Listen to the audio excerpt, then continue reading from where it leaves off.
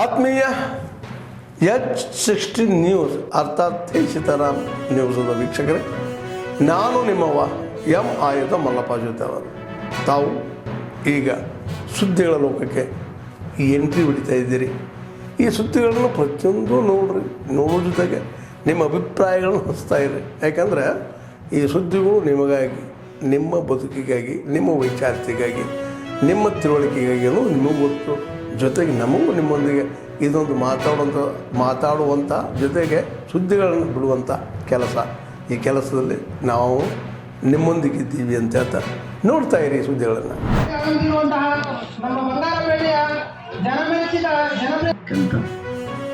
ಪಂಚಾಯಿತಿ ಅಧ್ಯಕ್ಷರಾಗಿರ್ತಕ್ಕಂಥ ನಾರಾಯಣಮ್ಮನವರ ಸುಪುತ್ರರಾಗಿರ್ತಕ್ಕಂಥ ರಮೇಶ್ ಅವರೇ, ಈ ಭಾಗದ ಸಮಾಜ ಸೇವಕರಾಗಿರ್ತಕ್ಕಂಥ ಎ ಬಾಬುರವರೇ, ನಮ್ಮ ಡೈರಿ ಕೆಲಸ ಮಾಡಿಕೊಡು. ನಮ್ಮ ಡೈರಿ ಹೆಣ್ಮಕ್ಳಿಗೆ ಸಾಧ್ಯವಾದರೆ ಒಳ್ಳೆ ಕೆಲಸ ಮಾಡಿ ಅವ್ರಿಗೆ 4 ಕಾಸು ಹೊರಗೆ ಮಾಡು ಅಂತೇಳಿ 1 ಪೈಸೆ ಮುಟ್ಲಿಲ್ಲಪ್ಪ, 1 ಪೈಸೆ ಮುಟ್ಲಿಲ್ಲ, 90 ಕುಡ್ದಿಲ್ಲ. ಬರೀ ಫುಲ್ ಚಾರು ಅದನ್ನ ಇಷ್ಟೇ ಕತೆ. ಇವರೆಲ್ಲ ಆಗೋಯ್ತು, ಚಾರು ಅದನ್ನ ಆಗೋಯ್ತು, ಕುರಲ್ಲ ಏನು ಬೇಡ ಅಲ್ವಾ. ಸುರೇಶ್ ಅವರೇ, ಯಾವತ್ತೂ ಕೂಡ ಗ್ರಾಮದಲ್ಲಿ ನಾವೆಲ್ಲ ಕೂಡ ನನಗೆ ಆಶೀರ್ವಾದ ಇಲ್ಲ ಎಲ್ಲ ಬಂಧುಗಳು ನನಗೆ ಆಶೀರ್ವಾದವನ್ನು ತಾವು ಮಾಡಿದ್ದೀವಿ. ಅದೇ ರೀತಿ ಕೂಡ ನಾನು ಬೀರೇಶ್ವರ ದೇವಸ್ಥಾನ ಹತ್ರ ಆಗ್ತೀವಿ, ಎಲ್ಲೆಲ್ಲಿ ಕೇಳಿದ್ರಿ ಎಲ್ಲವನ್ನೂ ಮಾಡ್ತಾ ಬರ್ತಾ ಇದ್ದೀವಿ. ಇವತ್ತು ಈ ರಸ್ತೆ ಆ್ಯಕ್ಚುಲಿ ಮೊನ್ನೆ ಹಾಕಿ ಈ ಜೇಜಿಯವನ್ನೆಲ್ಲ ಹಗದಾಕ್ಬಿಟ್ಟು ಮೊನ್ನೆ ಬಂದಾಗ ಸುರೇಶ ಗಲಾಟೆ ಮಾಡ್ದ, ನಾವು ಮೊನ್ನೆ ಹಾಕಿದ್ದಲ್ಲಪ್ಪ ಅದೆಲ್ಲ ಗೊತ್ತಿಲ್ಲ ರೋಡ್ ಹಾಕ್ಬಿಟ್ಟು. ಅದಕ್ಕೆ ನಾರಾಯಣ ಬೇರೆ ಅಂಬರೀಷ ಬೇರೆ ಎಲ್ಲ ಸೇರಿಕೊಂಡು ನಮಗೆ ರಸ್ತೆ ಮಾಡಬೇಕು ಅಂತ ಹೇಳಿದ್ದೀರಿ. ರಸ್ತೆ ಹಣ ಹಾಕಿದ್ದೀರಿ. ಇಲ್ಲಿಂದ ಶುರು ಮಾಡಿಸಿ ಒಳ್ಳೆ ಕ್ವಾಡ್ ರಸ್ತೆ ಹಾಕಿ ಅಮೌಂಟ್ ಸಾಕಾಗಿಲ್ಲ ಅಂದರೆ ಇನ್ನೂ ಹಣ ಕೊಡ್ತೇನೆ, ಒಂದ್ಸರಿ ಹಾಕೋದು ಗಟ್ಟೆ ರಸ್ತೆ ಹಾಕಿ. ಇನ್ನು ಗ್ರಾಮದಲ್ಲಿ ನನ್ನ ಪ್ರಕಾರ ಏನಪ್ಪ ಕೊಡ್ತಾ ಇದೆ ಅಂದರೆ ಯಾವುದೋ ಒಂದು ಜಲ್ದಿ ರಸ್ತೆ ಒಂದು ಹೇಳಿದ್ದೀರಿ, ಅದೊಂದು ಬಾಕಿ ಇದೆ. ಅದೇ ಕಾಲದನ್ನೆಲ್ಲ ಹೊಡೆಯಲ್ಲ ಬೇಕಲ್ಲ. ಆದರೆ ಆಯ್ತಪ್ಪ, ಮಿನಿ ಬೇಕು ನಿನಗೆ, ಆಯ್ತು ಮಾಡಿಸ್ಕೊಂಡು ಕಾಲೋನಿಗೆ ಕೂಡ ಒಂದು 5 ಮಾಸ ಹಾಕ್ಕೊಡ್ತೀನಿ. ಸೊ ಇದರೊಟ್ಟಿಗೆ ಭಗವಂತ ಒಳ್ಳೇದು ಮಾಡಿದ್ರೆ ಮುಂದಿನ ದಿನಮಾನಗಳಲ್ಲಿ ಏನೋ ಬೀರೇಶ್ವರ ದೇವಸ್ಥಾನ ಇದೆ.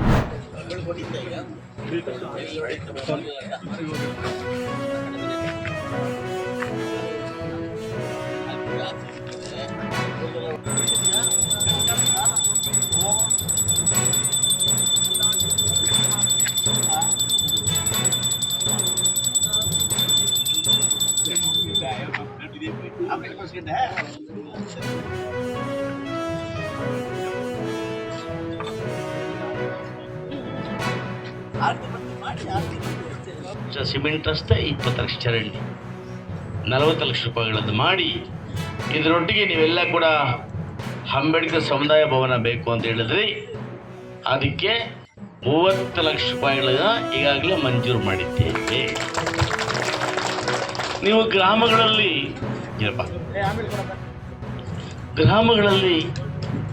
ಸಂಗನಳ್ಳಿ ಗ್ರಾಮ ಚಿಕ್ಕ ಗ್ರಾಮ ಆದರೂ ಕೂಡ ನಾನು ಭೇದ ಭಾವ ತೋರಿಸಿಲ್ಲ. ಓಟ್ ಕಮ್ಮಿ ಬಂದಾಗಲೂ ಬೇಜಾರು ಮಾಡ್ಕೊಳ್ಳಿಲ್ಲ, ಜಾಸ್ತಿ ಆದಾಗಲೂ ಖುಷಿ ಪಡಲಿಲ್ಲ. ಏನು ಹೇಳೋಣ, ಓಟ್ ಹಾಕ್ತಾರೋ ನಮ್ಮೋರೆ, ಹಾಕ್ತಾರೋ ನಮ್ಮೋರೆ, ಗ್ರಾಮ ಜನರು ನಮ್ಮೋರೆ ಅಲ್ವಾ. ಅದೇನಣ್ಣ ಹಾಗಂತ ತಿಳ್ಕೊಂಡು ಇವತ್ತು ಕೆಲಸವನ್ನು ಮಾಡಿದ್ದೇನೆ. ಗ್ರಾಮಗಳು ಇವತ್ತು ಚೆನ್ನಾಗಿರಬೇಕು, ಗ್ರಾಮಗಳು ಅಭಿವೃದ್ಧಿ ಆಗಬೇಕು. ಗ್ರಾಮಗಳಲ್ಲಿ ಬೇಕಾದಂಥ ಕುಡಿಯೋ ನೀರು, ಫಿಲ್ಟ್ರು, ಲೈಟು, ರಸ್ತೆ ಕೊಟ್ಟರೆ ರೈತರು ಗ್ರಾಮಗಳಲ್ಲಿ ಉಳಿದು ಜಮೀನೆಲ್ಲ ದುಡಿದು ನಮ್ಮೆಲ್ಲ ಜನಕ್ಕೆ ಅನ್ನವನ್ನು ಕೊಡ್ತಕ್ಕಂಥ ರೈತ ಇವತ್ತು ಉದ್ಧಾರ ಆಗ್ತದೆ. ಮಹಾಸಂಸ್ಥಾನ ಮಟ್ಟ ಉತ್ತಂಗಿ ಕೊಟ್ಟು ಇವರು ನಡೆಸಿಕೊಡಲಿದ್ದಾರೆ.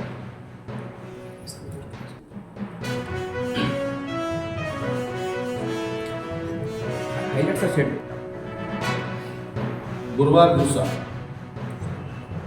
ದಿವ್ಯ ಸಾನ್ನಿಧ್ಯ ಪರಮ ಪೂಜ್ಯ ಕೊಟ್ಟೂರೇಶ್ವರ ಮಹಾಸ್ವಾಮಿಗಳು, ಕೊಟ್ಟೂರೇಶ್ವರ ಕಲಾಪುರ ಇವರ ಸಾನ್ನಿಧ್ಯದಲ್ಲಿ ಶ್ರೀಮಾನ್ಯ ಅತಿಥಿಗಳಾದಂಥ ಎಸ್ ಎಸ್ ಪಾಟೀಲ್ ಅವರು, ಮಾಜಿ ಸಚಿವರು, ಮುಂಡ್ರಿಗಿ, ಮಾನ್ಯ ಶ್ರೀ ಕೃಷ್ಣೇಗೌಡರು ಎಚ್ ಪಾಟೀಲ್ ಅಧ್ಯಕ್ಷರು ಯೂತ್ ಕಾಂಗ್ರೆಸ್ ಗದಗ ಜಿಲ್ಲಾ, ಇನ್ನು ಈ ಥರ 14ನೇ ತಾರೀಕಿಗೆ ಹಾಗೂ 15ನೇ ತಾರೀಕಿಗೆ ದಿವ್ಯ ಸಾನ್ನಿಧ್ಯ ಪರಮ ಪೂಜ್ಯ ಶಾಂತಲಿಂಗ ಮಹಾಸ್ವಾಮಿಗಳವರು ದೊರೆಸ್ವಾಮಿ ಮಠ ವಿರಕ್ತ ಮಠ ಬೈರನಹಟ್ಟಿ ಇವರ ಅಧ್ಯಕ್ಷತೆಯಲ್ಲಿ ನೆರವೇರುವುದು. ದಿನಾಂಕ 16ರಂದು ಸಾಯಂಕಾಲ 7:30ಗೆ ಪರಮ ಪೂಜ್ಯರಿಂದ ಆಶೀರ್ವಚನ. ಈ ಥರ ನಮ್ಮೂರಿನ ಜಾತ್ರಾ ಮಹೋತ್ಸವದಲ್ಲಿ ಕಾರ್ಯಕ್ರಮಗಳು ಇರುತ್ತವೆ. ಅದಕ್ಕಾಗಿ ಈ ಮೂಲಕ ತಮ್ಮೆಲ್ಲರಿಗೂ ತಿಳಿಸುವುದೇನೆಂದರೆ, ಈ ಒಂದು ಕಾರ್ಯಕ್ರಮಕ್ಕೆ, ಈ ಒಂದು ಜಾತ್ರಾ ಮಹೋತ್ಸವಕ್ಕೆ ತಾವೆಲ್ಲರೂ ಆಗಮಿಸಿ ಈ ಕಾರ್ಯಕ್ರಮಕ್ಕೆ ಯಶಸ್ವಿಯನ್ನು ತಂದು ಕೊಡಬೇಕಾಗಿ ತಮ್ಮಲ್ಲಿ ಕೇಳಿಕೊಳ್ತಾ ಇದ್ದೇವೆ.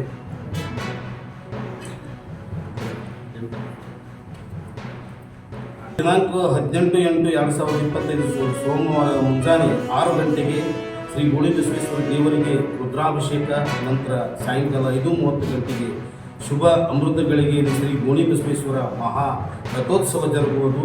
ಹಾಗೂ ರಾತ್ರಿ 9 ಗಂಟೆಗೆ ಶ್ರೀ ಗೋಣಿಬಸವೇಶ್ವರ ನಾಟ್ಯ ಸಂಘ ವತಿಯಿಂದ ತವರಿದ್ದರು ತಬ್ಬಲಿ ಆದಿ ಎಂಬ ಸುಂದರ ಸಾಮಾಜಿಕ ನಾಟಕ ಪ್ರದರ್ಶನಗೊಳ್ಳುವುದು.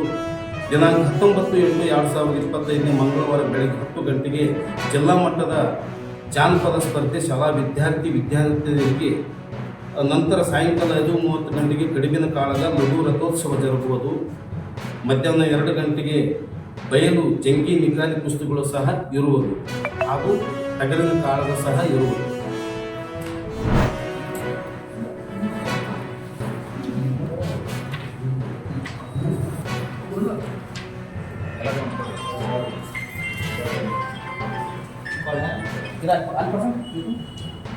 ಮಹತ್ವದ ಪತ್ರಿಕಾಗೋಷ್ಠಿಯನ್ನು ಹಮ್ಮಿಕೊಳ್ಳಲಾಗಿದ್ದು, ನಮ್ಮೆಲ್ಲ ಗೊತ್ತಿರೋ ಹಾಗೆ ಬಂಧುಗಳೇ, ಮೊನ್ನೆ ತಾನೇ ಆಗಸ್ಟ್ 1ರಂದು ತಾವೆಲ್ಲ ಗದಗ ಜಿಲ್ಲೆಯಲ್ಲಿ ಬೃಹತ್ ಆದಂಥ ಒಂದು ಪ್ರತಿಭಟನೆಯಲ್ಲಿ ಭಾಗವಹಿಸಿ ಯಶಸ್ಸನ್ನು ಮಾಡಿರ್ತಕ್ಕಂಥ ಮೊದಲನೇದಾಗಿ ನಮ್ಮೆಲ್ಲರಿಗೂ ನಾನು ಧನ್ಯವಾದ ಹೇಳ್ತಾ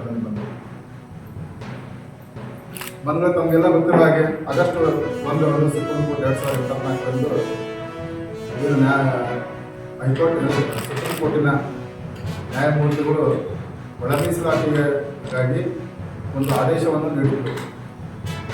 ಈ ಆದೇಶದ ಅನುಗುಣವಾಗಿ ಆಯಾ ರಾಜ್ಯದ ಎಲ್ಲ ಒಂದು ಒಳ ಮೀಸಲಾತಿಯನ್ನು ಆಯಾ ರಾಜ್ಯಕ್ಕೆ ಒಂದು ಒಳ ಮೀಸಲಾತಿ ಮಾಡಬೇಕಂತೆಲ್ಲ ಅದೇ ರೀತಿಯಾಗಿ ಒಂದು ಹರಿಯಾಣ ಆಗಿರ್ಬೋದು, ಪಂಜಾಬ್ನಲ್ಲಿ ಆಗಿರ್ಬೋದು, ಪಕ್ಕದ ತೆಲಂಗಾಣ ಆಗಿರ್ಬೋದು, ಇವತ್ತು 1 ವರ್ಷ ಆದರೂ ಕೂಡ ಆಗಸ್ಟ್ 1 ಆದರೂ ಕೂಡ ಇವತ್ತು ಸರ್ಕಾರ ಒಂದು ಕಡೆ ದತ್ತಾಂಶ ಕೇಳಿತು, ದತ್ತಾಂಶಗಳು ಕೊಟ್ಟಿದ್ದು, ಮತ್ತು ಒಂದು ಸ್ಪೆಷಲ್ ಆಗಿ ಒಂದು HN ನಾಗಮೋಹನ್ ದಾಸ್ ಸ್ಪರ್ಧೆಯನ್ನು ಕಮಿಷನ್ ಆಯೋಗವನ್ನು ಮಾಡ್ತದೆ. ಕಮಿಷನ್ ಆಯೋಗವನ್ನು ಮಾಡಿ ಮೊನ್ನೆ ತಾನೇ 4ನೇ ತಾರೀಕಿನಂದು ಇವತ್ತು ಒಳ ಮೀಸಲಾತಿಯನ್ನು ರಾಜ್ಯ ಸರ್ಕಾರದ ಮುಖ್ಯಮಂತ್ರಿಗಳಾಗಿರ್ತಕ್ಕಂಥ ಸನ್ಮಾನ್ಯ ಸಿದ್ದರಾಮಯ್ಯ ಅವರಿಗೆ ಇವತ್ತು ವರದಿಯನ್ನು ಸಲ್ಲಿಸಲಾಯಿತು. ಇವತ್ತು 1994ರಿಂದ ಇನ್ನೂವರೆಗೂ ಕೂಡ ಈ ಒಂದು ಒಳ ಮೀಸಲಾತಿಗಾಗಿ ಇವತ್ತು HN ನಾಗಮೋಹನ್ ದಾಸ್ ಸ್ಪರ್ಧೆ ಆಗಿರ್ಬೋದು, ಸದಾಶಿವ ಆಗಿರ್ಬೋದು, ಮತ್ತು US ಮಳ್ಳಿಮಠವರಾಗಿರ್ಬೋದು, ಮತ್ತು ಏನು ಹಿಂದೆ ಕಳೆದ ಸರ್ಕಾರ ಇರತಕ್ಕಂಥ ಮಾಧುಸ್ವಾಮಿ ವರದಿಯನ್ನು ಆಗಿರ್ಬೋದು. ಇವತ್ತು ವರದಿ ಪ್ರಕಾರ ನಾವು ಹೇಳ್ತಾ ಇದ್ದಂದರೆ, ತಮಗೆಲ್ಲ ಗೊತ್ತಿರೋ ಹಾಗೆ ಇಡೀ ರಾಜ್ಯದಲ್ಲಿ ನಾವು ವರದಿಯನ್ನು ತಯಾರು ಮಾಡ್ತಿದ್ದಲ್ಲ, ಸರ್ಕಾರ ವರದಿಯನ್ನು ತಯಾರು ಮಾಡಿದೆ. ಇವತ್ತು ನಾಗಮೋದ ವರದಿಯನ್ನು ನೋಡಿದರೆ ಇವತ್ತು ಭಾಳ ಸ್ಪಷ್ಟವಾಗಿದೆ.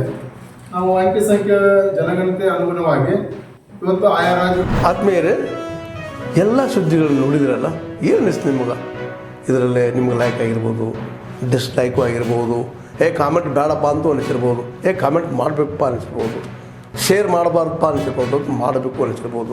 ಏನಾದರೂ ಆಗಲಿ ಶೇರ್ ಮಾಡ್ತಾಯಿರಿ, ಈ ನ್ಯೂಸ್ಗಳನ್ನ ಹಂಚ್ತಾ ಇರಿ, ಜೊತೆಗೆ ಇದಕ್ಕೆ ಸಬ್ಸ್ಕ್ರೈಬ್ ಆಗ್ತಾಯಿರಿ ಅಂತ ಹೇಳ್ತಾ, H16 ನ್ಯೂಸ್ ಅರ್ಥಾತ್ ಹೇ ಸೀತಾರಾಮ್, ಇದು ಸತ್ಯದ ಕೈಗೆ ನಡಿ. ವಂದನೆಗಳು.